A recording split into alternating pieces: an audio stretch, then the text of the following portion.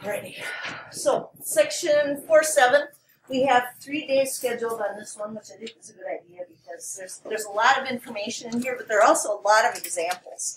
Because what we want to do is use those primary trig functions to start doing and undoing things. So our inverse is that's what that's all about, inverse trigonometric functions.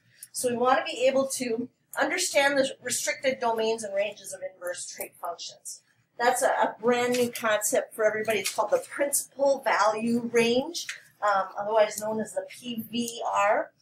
Evaluate inverse trig functions, compose trig functions and inverse trig functions, and apply inverse trig functions. So we've got enough objectives here to keep us busy for 3 days. We absolutely do. Now, quick review from the G word, geometry, what you did, which was really some basics with trig functions way back when. So, quick review of trig functions, their inputs and their outputs. What we have been doing is putting in an angle. And we put that in for sine, cosine, and tangent because we want the ratio of two sides. Because that's what sine, cosine, and tangent are. Sine is opposite over hypotenuse, cosine is adjacent over hypotenuse, and tangent is opposite over adjacent. Now, that reminds us that sine and cosine have to be between -1 and 1, because we're taking a side that's shorter than the hypotenuse and dividing it by the hypotenuse. So this is what we've been doing, and we take trig functions of angles to find those ratios. That's what we're looking for. Now, we've already had a little experience with inverse trig operations, and this one says we're going to call this example 0. If the sine of theta is 5/7, then try to figure out what theta is between 0 and 360 degrees. So we get started on this one, and hopefully you're thinking, okay, plus, plus, plus, plus, minus, minus, minus, minus, plus, minus, plus, minus. Let's see, so sine has to be positive, so it could be here, with my little reference triangle, that I would see theta as 5/7, opposite over hypotenuse. Or sine is also positive in quadrant 2.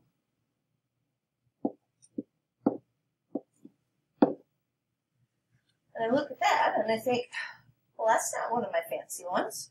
That's not a 30-60-90 or a 45-45-90, so how am I supposed to tell them what that angle is? Well, that's where the graphing calculator would come in and help us here. And it did say that we want this in degrees, so we go ahead and put in. If we need degrees, that's not what we're getting out of sine, cosine, and tangent. What we're getting out of sine, cosine, and tangent is the ratio of the two sides. But we just had the ratio of the two sides, and we want the angle back. And that's what these inverses are for, where we have to hit the second button first before we put those in. So second sine will give us inverse sine. But right now I'm thinking this might still be in radians from the last problem we just did. So I better go into mode. And sure enough it is.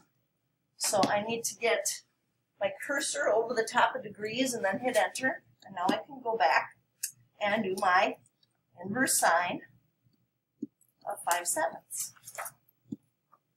So there it is, 45.585, rounding to 3 decimal places.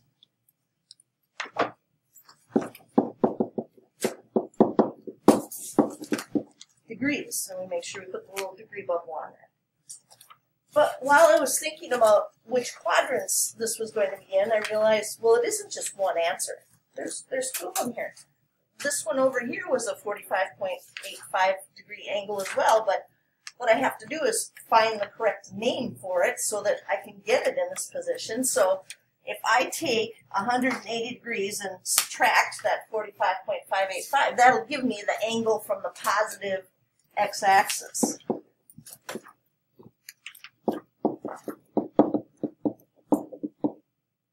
I'm not going to have you watch me punch that in. That's 134.415.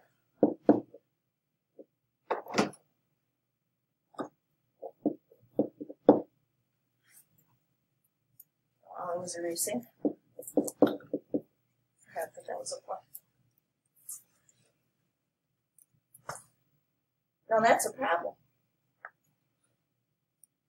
Why is that trouble? Because we just got two answers. And here's what we know. We've talked about this so much this year.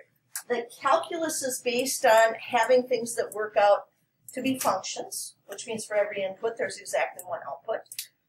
Better yet, calculus embraces one-to-one functions, which means not only for every input is there exactly one output, but for every output you can backtrack and get just one input. So this is trouble when we get to calculus. So that's why we're going to start talking today about this concept called PVR, Principal Value Range.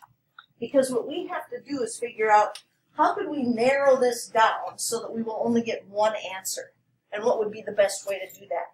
And obviously, since Trig has been around forever, people have already thought through that for us, so we just have to follow their rules. So notice that the equation above had two solutions within one positive rotation. And it actually has infinitely many if you count the coterminal angles and multiple rotations. Yeah. Not good. We're definitely not narrowing that down when we talk about our coterminal angles. So the bulk of today, what we're going to talk about is that PVR piece, principal value range, which restricts this. Remember that for a function to have an inverse that is also a function, it must be one-to-one. Huge concept for calculus. The 6 basic trig functions being periodic, they fail the horizontal line test miserably. You know, think about our sine and our cosine, all the tangents that we would hit with a horizontal line test. So, however, since they're so important, what we have to do is look for a restricted domain where they will be one-to-one, thus allowing us to work with the inverse functions. So like I said, the true name of this is the principal value range, and I know they have that name we have the in the notes somewhere, principal value range. We're going to refer to it, we're going to use it so often, we're going to talk about it as the PVR. That we just will have to. You know, it's so often used. So the domain we select must show a one-to-one interval. Every input, exactly one output. Every output, exactly one input. It has to take on all the y values of the trig functions. We don't want to leave anything out. We want to make sure everything's there, but we want to pick just the piece that would represent all of those numbers. We also want it to be convenient. You know, and like I said, this is something that's been around for a long time. So we're going to sketch y equals, or f of x equals the sine of x. And then we're going to try to figure out, well, why did they pick the interval that they did? So with sine of x, remember we have 2 pi as our period, and we divide that by 2 and we get pi over 2. So let's go ahead and label these with that interval.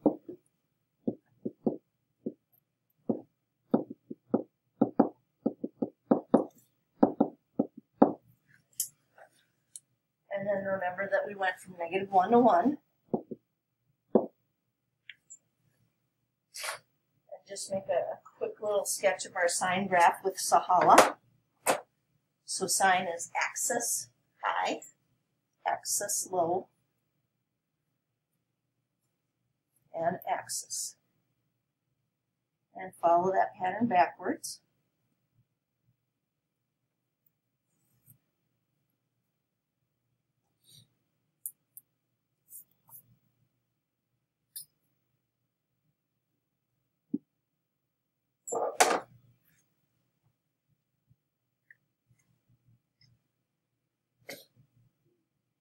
Totally fails the horizontal line test.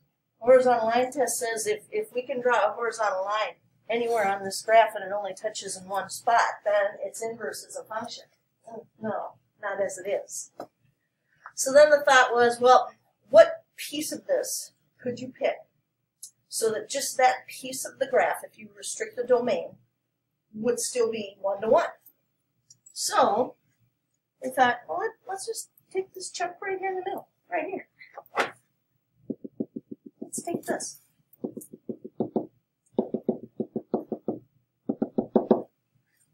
because this piece shows a one-to-one interval. I mean, if we're just looking at this portion of the graph right here, and it's going to take on all the y values. We've got a -1 down here and a +1 up here, and it'll be convenient. Yeah, just to clarify, when you say 1-to-1, does that mean for one input there's one output? And for every output, there's exactly one input. Okay. Backwards. Yeah, that's. Just trying to think. We started talking about that way back in Algebra 2 when something was a function or not, and used a vertical line test. And then later on, we went to, hey, if we want to know if it's 1-to-1, not only does the vertical line test have to work, but the horizontal line test has to work as well. Okay. Yeah, it has to be both. So the convenient spot for this one, right smack dab in the middle. You know, if we take this portion of the graph, this will pass vertical line test and horizontal line test, and it'll be everything that we need. So that is what we have to do if we're going to be graphing the inverse sine of x. And we have to remember how inverses are graphed. And they're not difficult, but you have to remember how to do them. Come on, blue marker. There we go. Remember, for inverses, the x's become the y's and the y's become the x's. So we'll think about what we have here, and this spot right here was -π/2, -1. And this was 0, 0, of course. And then we had +π/2, +1. And we have to flip that. The x's become the y's and the y's become the x's.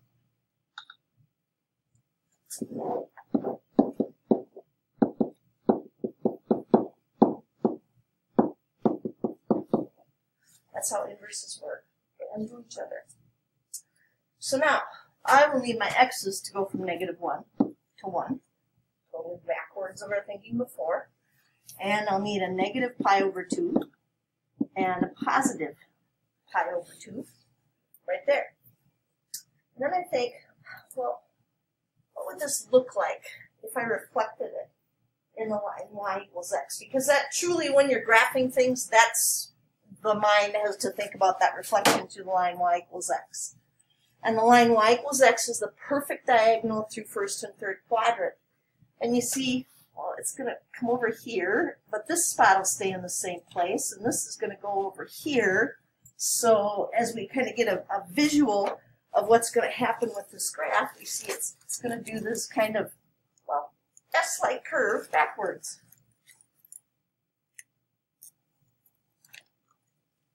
Which is kind of hard to see in this really small space.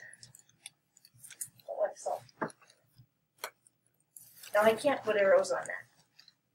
Remember, we restricted this so that it was, hey, here's a little block where everything is going to be 1-to-1. Now it'll work. So what about the circle over there?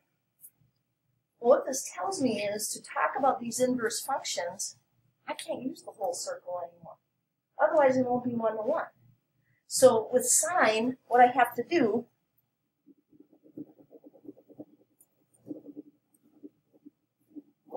is use first and fourth quadrant. Now here's what we know. As we go all the way around the unit circle, there would be 2 quadrants where sine is going to be positive and 2 where it would be negative.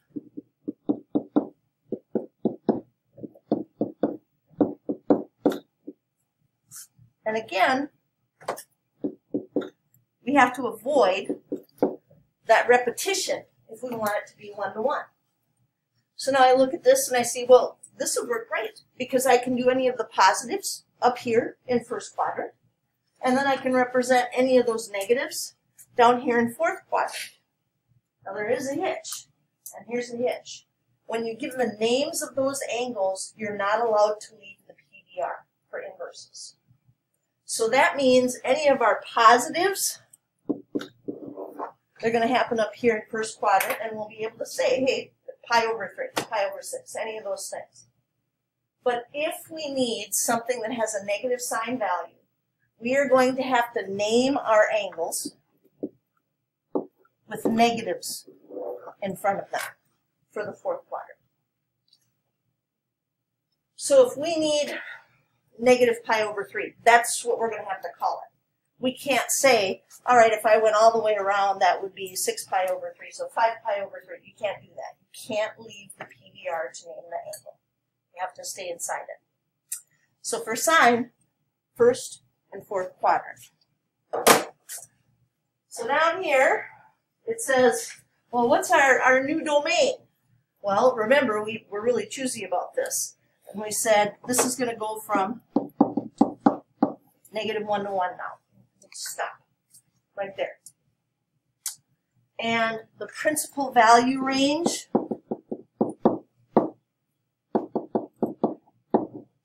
negative pi over 2 to pi over 2.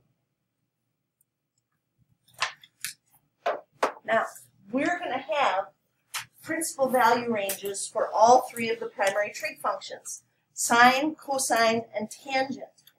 And it's one of those things that you have to remember whenever you're working with the inverse trig functions.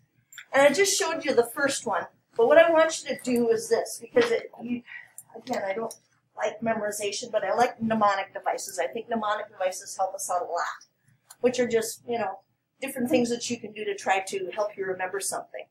So here's what I want everybody to do. I want you to pretend that there's a round doorknob in front of you, and you have to reach for it.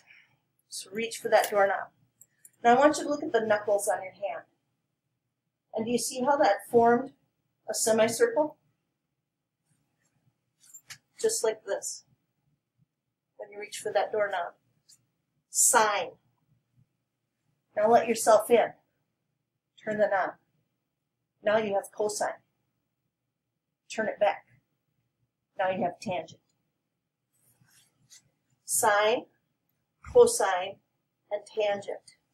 That's a really easy way to remember the PBRs. Reach for the doorknob, circular doorknob, sine, cosine, and tangent. And you've got it. So obviously, it's not the same for cosine, but we do come back to that for tangent. So away we go. The inverse sine function is the function f of x equals the inverse sine of x with a domain of -1 to 1. And there they finally tell us what it is. Principal value range, PVR, from negative pi over 2 to pi over 2. This means that x represents a sine ratio and f of x represents an acute angle in either quadrants 1 or 4. So what we were doing before, finding the sine, was the ratio of two sides. Now we have the ratio of two sides and we want to work our way backwards to figure out what the angle is. To do that, you have to stay in the PVR, or it won't be 1 to 1. Now, just so you know, you'll see this language. The inverse sine function in a lot of older textbooks will be called the arc sine. It's the same thing.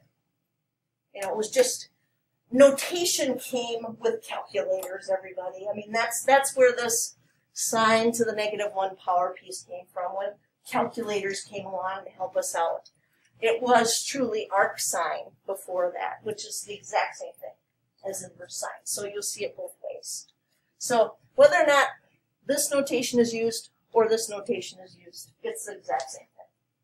So now, it's helpful to think of the inverse sine or the arc sine as the angle. We're looking for the angle between negative pi over 2 and pi over 2, whose sine is given to you, whatever x is.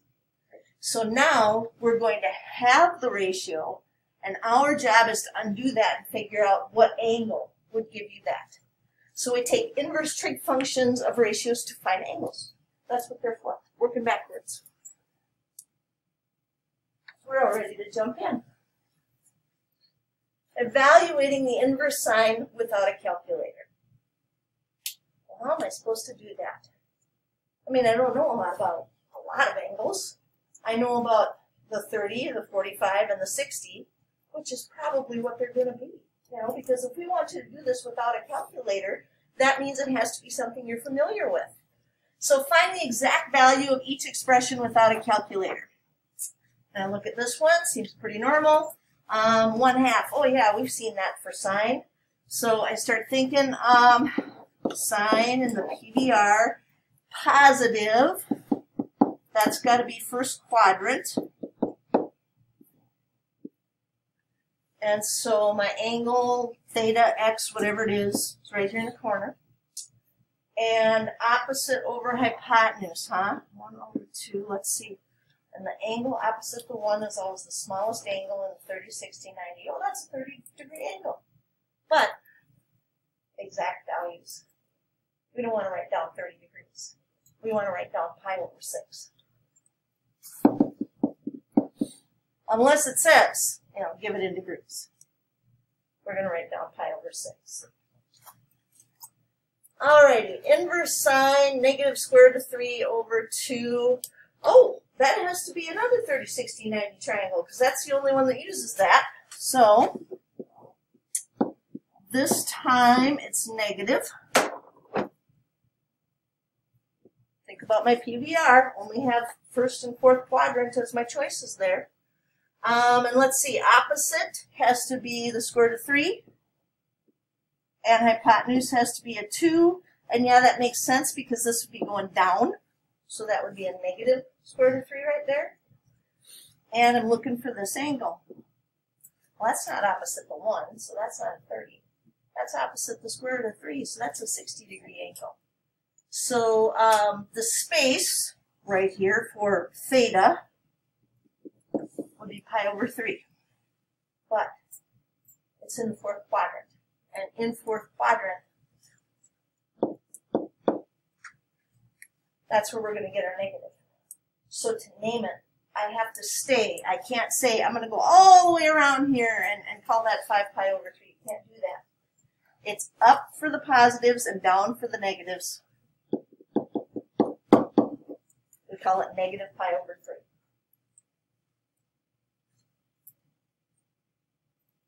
Now I get to see. And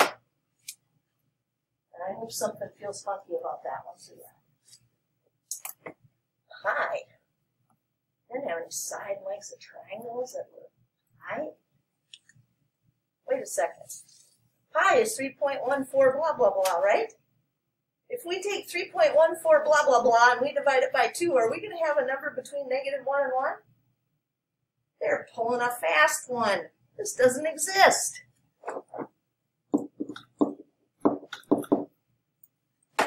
We had a restricted domain. And we know sine and cosine have to come out between negative 1 and 1. So every once in a while they throw one of these in here to just see if we're paying close attention. Doesn't happen. In fact, I bet your calculator will kind of yell at you and say does not exist if you wanted to try to put something like that in there. Oh goodness, look at this.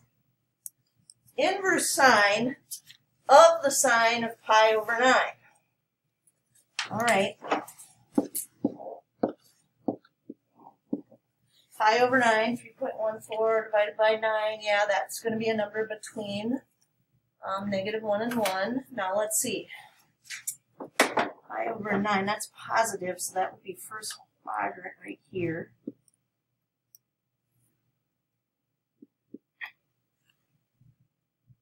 But if they have me find the sine of this angle, and then they ask me to undo it, I'm going to be right back to pi over 9. And that's what my answer is. Now, why was it that basic? Because we never left the PDR.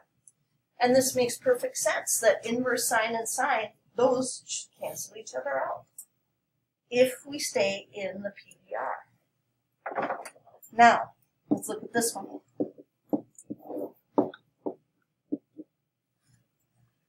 5 pi over 6, that would be 5, 6 pi.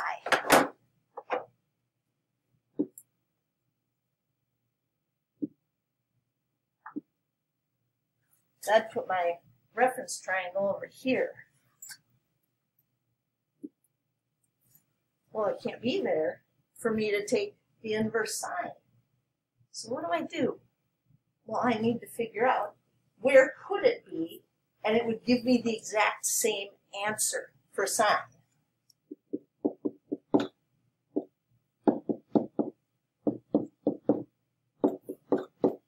Now we all know this. If I move that reference triangle into any other quadrant, I'll still have this same reference angle for the central angle. But what I might not have is the exact same sign. Would it be positive? Would it be negative? So with this one, what I have to do is think, all right, this was 5/6 of the way, so this is 1 pi over 6. But I can't be in that quadrant because that's not in the PVR. Remember our opening the door. The PVR is over here in first and fourth quadrant. So, well, second quadrant is positive. For PVR, that means I need to use first quadrant. So, I need to move it over here to get the exact same trig values. Then I think, well, move what over here? Well, my little pi over 6. My little angle.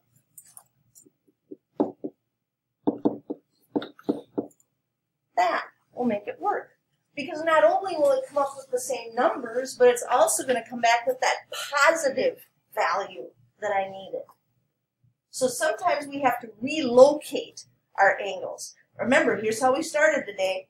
We started by saying there's going to be 2 spots anywhere in those quadrants where you'll get the exact same values for sine. But we know that for inverses, the PVR has to be used. And because that's the last thing we had to do, we had to figure out how do I stay in the PVR and get the exact same values. Quadrant 1 is where we'll do that for sine. Down here, it says, let's evaluate the inverse sine with a calculator. Now, it does say we need this back in radian mode, so let's get her in radian mode.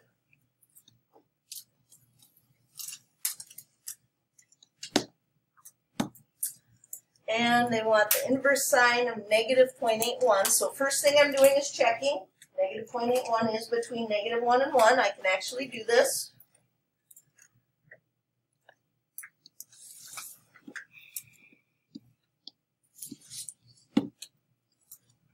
There it is, negative 0.944.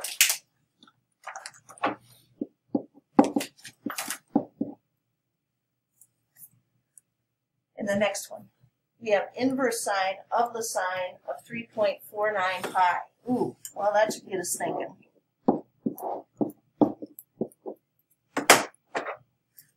So 1 pi is all the way across. 1, 2, 3, and then I can't go halfway again, but I'm going to go super duper close to halfway. And pretty obviously, since this was 3 all the way around, this is 0.49 pi right here. But now it says take the inverse. Well, it can't be over there. Because if it's over there, it's out of the PVR. And inverses have to be in the PVR. So we very quickly think through this.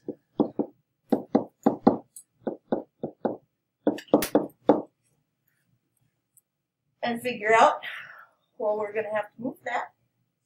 That will have to go down there to the fourth quadrant because this has to be negative. And the only choices that we have are quadrants 1 and 4 for inverse sine. So we'll have to move it over here. Oh, come on, Blue, behave.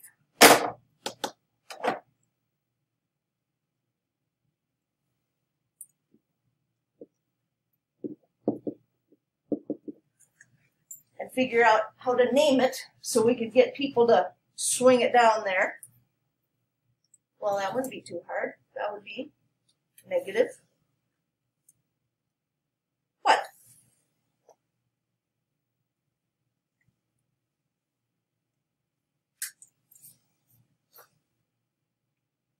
Don't overthink. What would we name that label so it would stay in the PVR?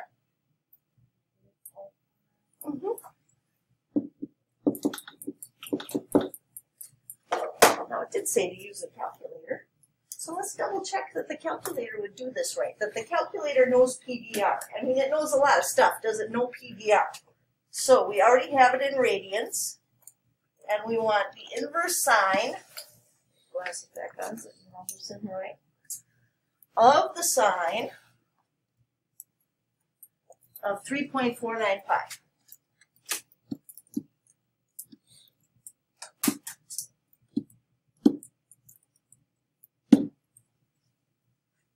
I don't know if that's the same thing as the negative 0.49 pi, so let's punch that in.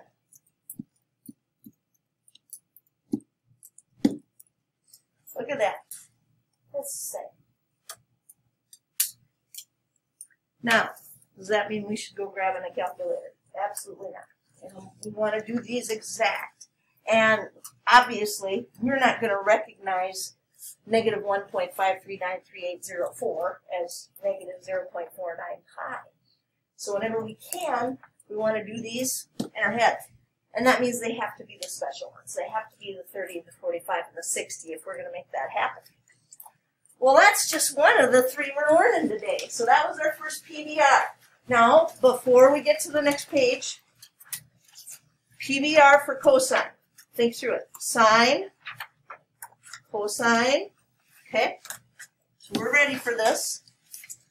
Inverse cosine function. Sketch the graph of f of x equals cosine of x, and then we'll think about their choice. Why was that choice a good one?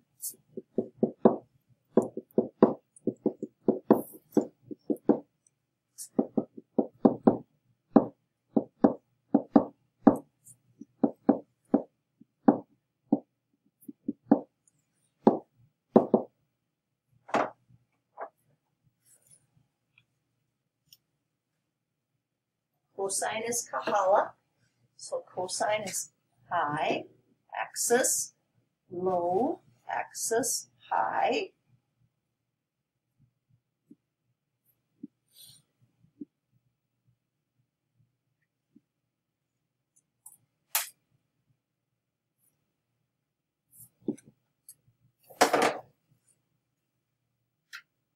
Opening the door, sine, cosine, so that would be from 0 to pi.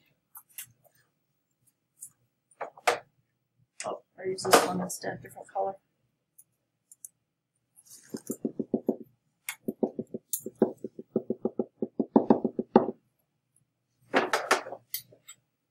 Oh, yeah. Now that choice makes perfect sense. You look at that and you think vertical line test? Oh yeah, that's going to pass. Horizontal line test? Good thinking. That's a nice chunk right there from 0 to pi. And that's the reason that they use that one. Because when we think about the inverse, it has to be 1 to 1. So which interval should we choose? We're going to go from 0 to pi.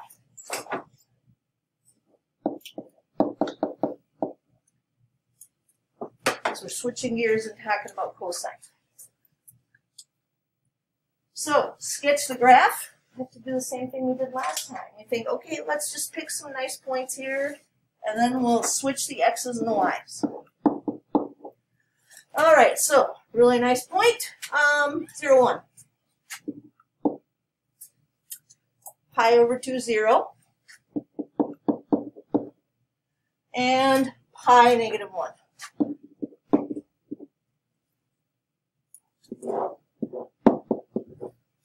Switch the x's and the y's.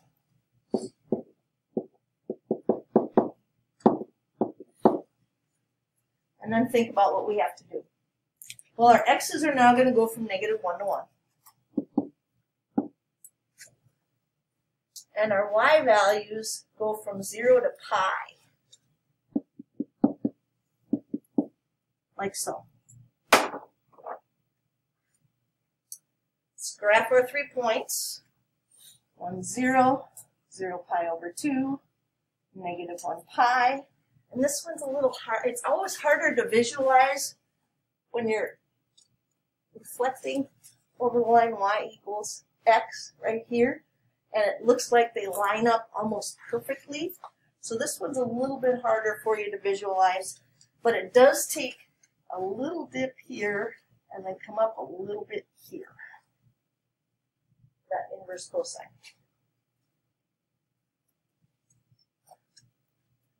So now,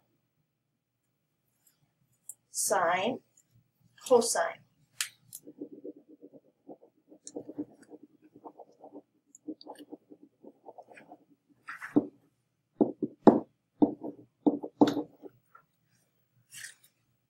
And that PBR should make sense when we think about whether or not they have a positive or a negative value.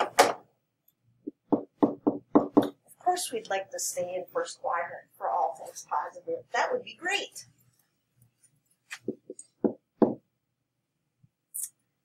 But cosine is negative in second quadrant. So that would be the reason to change this up to get that one-to-one relationship for the PVR from 0 to pi. So our domain with these was from negative 1 to 1. But our PVR, our principal value range, changed 0 to pi.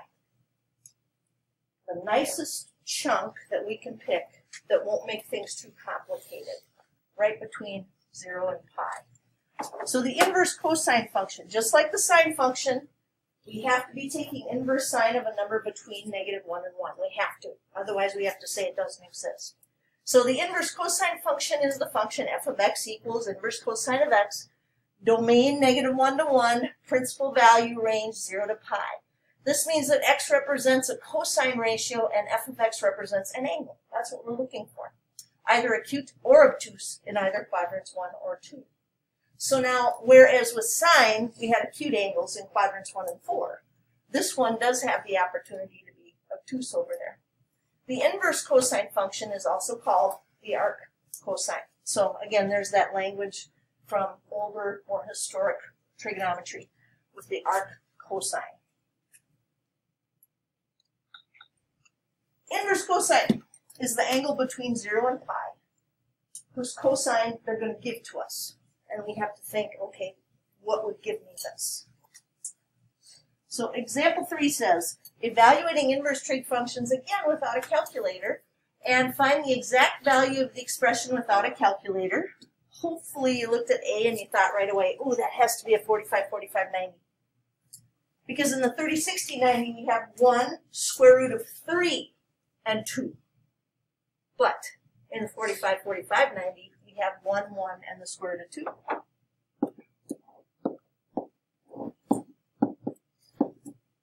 They want inverse cosine. Square root of 2 over 2 is a number between negative 1 and 1. And our PVR has to be quadrants 1 and 2. Well, this is negative. So it has to be in quadrant 2. And you think about negative square root of 2 over 2, and hopefully you're like, wait a second, that's not how it came packaged to us. In our triangle, we had 1, 1 square root of 2. This came as negative 1 over the square root of 2, and then we had to rationalize the denominator. That's how that worked. So from this little angle, adjacent, negative 1. Hypotenuse, square root of 2. And like I said, sometimes you just look at it and go, oh, that's got to be the 45-degree angle. But to name it, we have to stay in the PVR. 45 degrees is how we think of it, but it's really pi over 4. So now with cosine, we have to start from the positive x-axis and name it. So this is not pi over 4, that's what this little reference angle is right here. This is 3 pi over 4.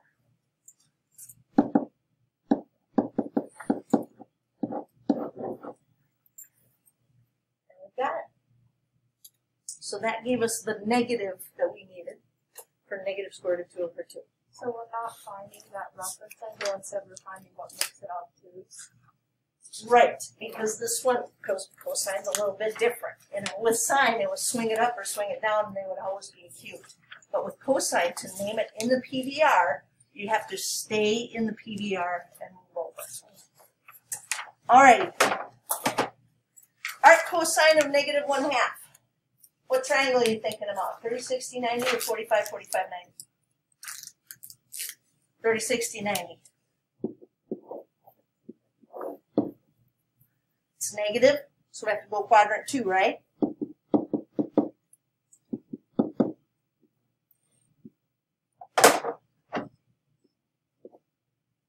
There's our angle. And adjacent over hypotenuse.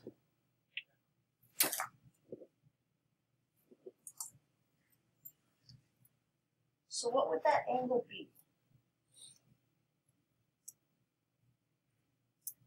Give it to me in degrees. You don't have to give it to me in radians first.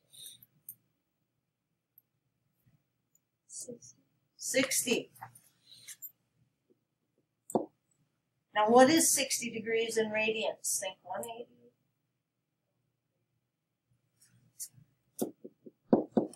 But we have to stay in the PBR to name it. So what would this one be? Excellent.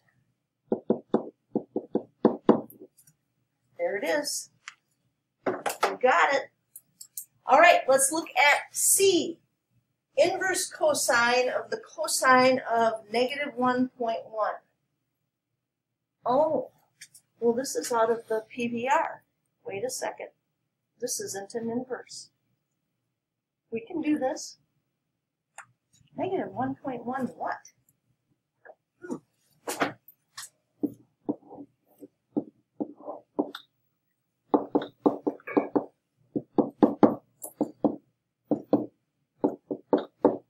So cosine of negative 1.1, huh? All right, well, let's see. Negative 1.1 for cosine. Well, this is the ratio of two sides of a triangle. Somehow it came out to negative 1.1. But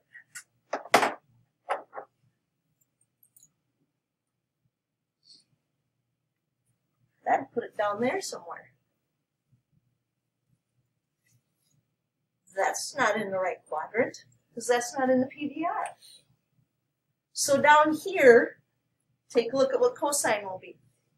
Since it's going to be positive, should we use first quadrant for the PBR or second quadrant?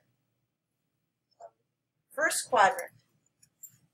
So this was a negative 1.1. The same angle, but in first quadrant, would give us the same trig functions. So this is actually going to be 1.1. So we just have to figure out how to relocate things and get them where they need to be. Sine, cosine, tangent. Inverse tangent function. Sketch the graph of f of x equals a tangent and then think about why did they choose what they chose. So with these, the period is 1 pi.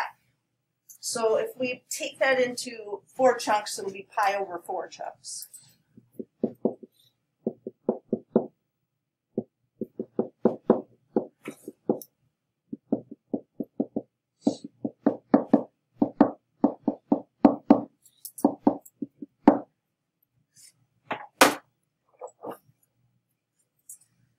And we can put our little negative 1 and 1 up here for our y's. But the biggest part of this was the location of our asymptotes. So our asymptotes for tangent were at negative pi over 2 and pi over 2.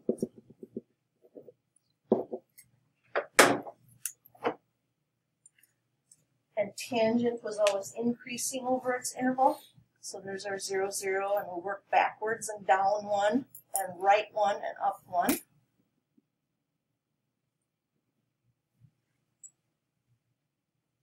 We realize, wait a second, vertical line test, horizontal line test, hey, that works. We'll just use that one. Why use anything more difficult? But we can't include negative pi over 2 and pi over 2 this time because those are going to be asymptotes. So we have to use our parentheses to show what's going on there. And we don't want this going on forever. I mean, we'd like to have just a nice piece of it like we did with sine and cosine. And so they decided, well, let's just cut it off right here. Let's just take that. That little piece right there for the PBR. And so I started thinking, open the door. Sine, cosine, tangent.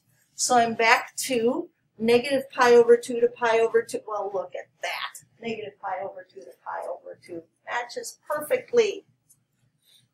So now, sketching the inverse. Let's get some of those nice points that we had for tangent here. So we had negative pi over 4, negative 1, 0, 0, and 1, pi over 4. We reverse those. X's become y's, y's become x's.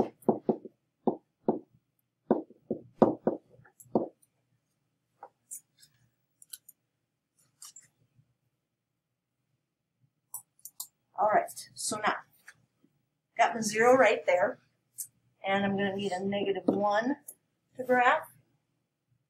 Did I write one down backwards? I did. I was already switching that one in my head. Gotta slow down.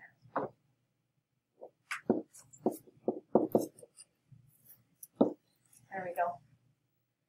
And let's make that other one, let's do pi over 2 for our verticals. And tangent will do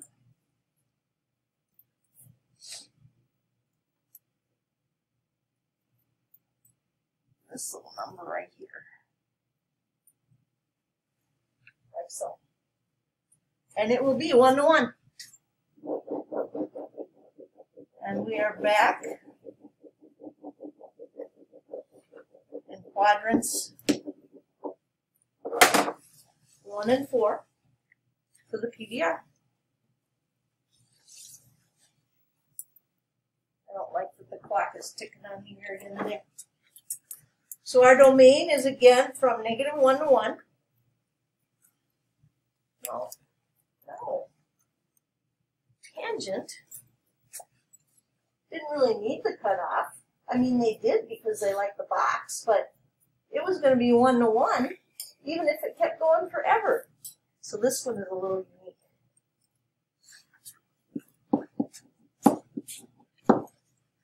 Tangent can be anything, and we knew that. Opposite over adjacent, you can have the longer side over the shorter side. But our principal value range, we're definitely going to say, let's go -pi over 2 to pi over 2. So tangent is a little unique. You get to thinking where, hey, it's just like sine, you know, but no, tangent can be from -infinity to infinity.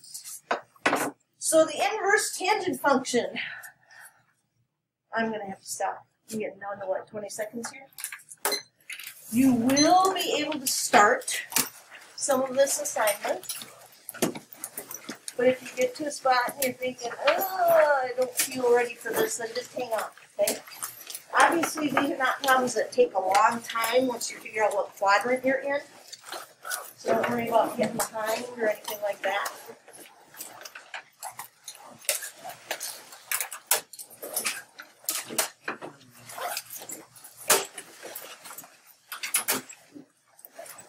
And it's kind of an awkward place to stop. I wish we could have got all the way through tangent, but it gives you a chance to think about it overnight.